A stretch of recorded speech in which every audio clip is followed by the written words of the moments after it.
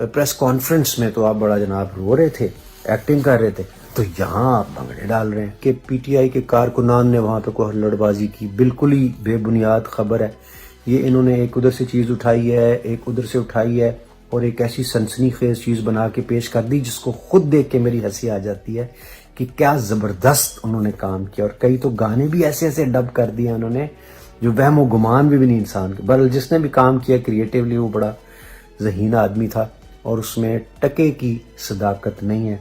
बल्कि पीटीआई वाले बाद में जो मेरे पास आया, जी हमने इसकी तरदीद वगैरह की है। अस्सलाम वालेकुम रहमतुल्लाहि व बरकातहू। मेरे बेटे का फ़ोन आया कि बाबा मैं बड़ा डिप्रेस हूँ, लोग आपको ट्रोल कर रहे हैं सोशल मीडिया पे। मैंने कहा बेटा दो तरह के लोग होते हैं, एक वो होते हैं जिन्होंने हर कीमत पे आपको करना ही होता है और दूसरे वो जो मासूमियत में बगैर हकायक को जाने कर देते हैं। तो कहने लगा हकायक बताएं ना, कुछ तो लोगों को बताएं।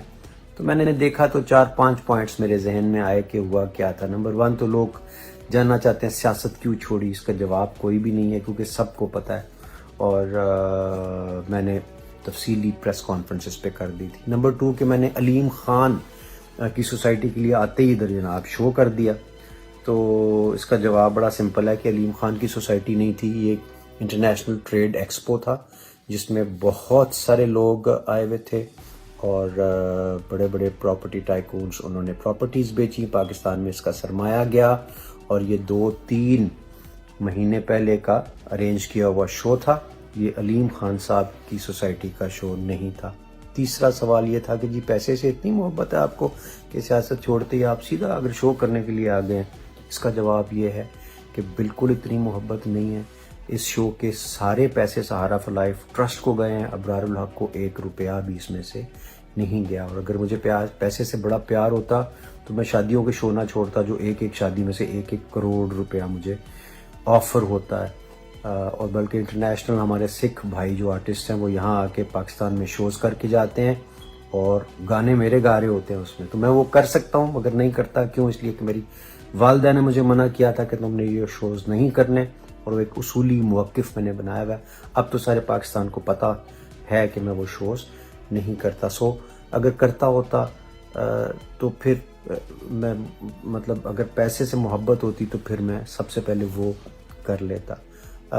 फिर अगली बात यह है कि जी कि पीटीआई के कारकुनान ने वहाँ पे कोई हल्लड़बाजी की। बिल्कुल ही बेबुनियाद खबर है ये। इन्होंने एक उधर से चीज़ उठाई है, एक उधर से उठाई है और एक ऐसी सनसनीखेज चीज़ बना के पेश कर दी जिसको खुद देख के मेरी हंसी आ जाती है कि क्या ज़बरदस्त उन्होंने काम किया। और कई तो गाने भी ऐसे ऐसे डब कर दिए उन्होंने जो वहम गुमान भी नहीं इंसान के। बहरहाल जिसने भी काम किया क्रिएटिवली वो बड़ा ज़हीन आदमी था और उसमें टके की सदाकत नहीं है। बल्कि पीटीआई वाले बाद में जो मेरे पास आए, जी हमने इसकी तरदीद वगैरह की है, सब इन्होंने कर दिया कि जी आप तो हमारे हीरो हैं और फलां हैं। तो ये जो प्रोपेगेंडा है इसकी तरदीद वगैरह भी हो गई और वो चीज़ सामने आ गई। फिर ये कि प्रेस कॉन्फ्रेंस में तो आप बड़ा जनाब रो रहे थे, एक्टिंग कर रहे थे, तो यहाँ आप भंगड़े डाल रहे हैं। इस पर मुझे एक वाक़या याद आया कि 4 फरवरी 96 में मेरी मदर का इंतकाल हुआ रमज़ानुल मुबारक में। ईद पे बहुत सारे शोज़ थे, लाइन लगी हुई थी। ज़ाहिर है मैंने सारे कैंसिल कर दिए मगर एक खातून प्रोमोटर थी, वो घर के बाहर आके बैठ गई कि मैंने तो अपनी ज़िंदगी की जमा पूंजी लगा दी है, कल्चरल कॉम्प्लेक्स में मेरा शो है, मैं बर्बाद हो जाऊंगी, आप ये शो कर दें। मेरे वालिद साहब के पैरों में आके बैठ गई। तो उन्होंने मुझसे कहा चल कर दे सू, मर जाएगी, कहती है पई, रोंदी है पई। तो मैं बड़ी तकलीफ़ में था कि वालदा का इंतकाल हुआ, मैं शो कैसे करूँगा। मगर वो शो मैंने किया और उस वक्त आपको पता चलता है जब आप अजियत में हो और आपको हंसाना पड़े, नचवाना पड़े लोगों को।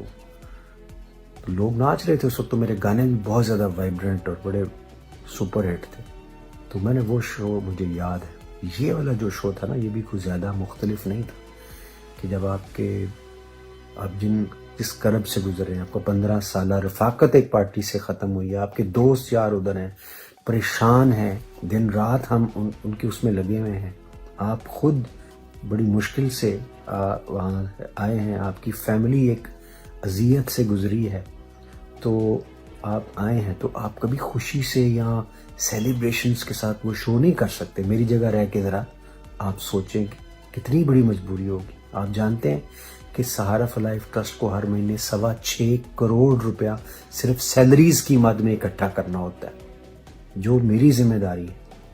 میں 2 یا 3 پروگرامز ہر مہینے لازمی کرتا ہوں کہ سیلریز ہم کم از کم وہاں سے پوری کریں۔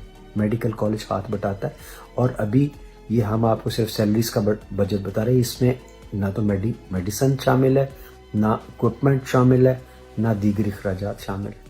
تو جب اتنا بڑا ٹاسک اللہ نے آپ کو دیا ہوتا ہے، سو آپ کو یہ کام تکلیف سہتے ہوئے بھی کرنے پڑتے ہیں۔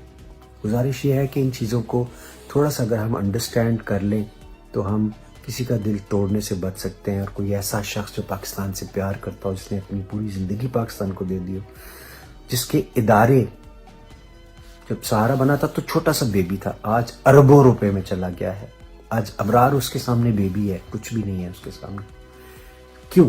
اس پہ سہارا میں پتہ نہیں کون کون آئیں گے لوگ، کتنے بورڈ آف گورنرز بنیں گے، ہم دنیا سے جا چکے ہوں گے، لیکن یہ اچھا کام کرتا رہے گا۔ اس کا صلہ انشاءاللہ میرے والدین کو، مجھے، ہم سب ڈونرز کو ملتا رہے گا۔ اللہ تعالیٰ اس کو اجر ہمیں دیتا رہے اس کا۔ سو ایسے دل توڑنا اچھی بات نہیں ہوتی ہے۔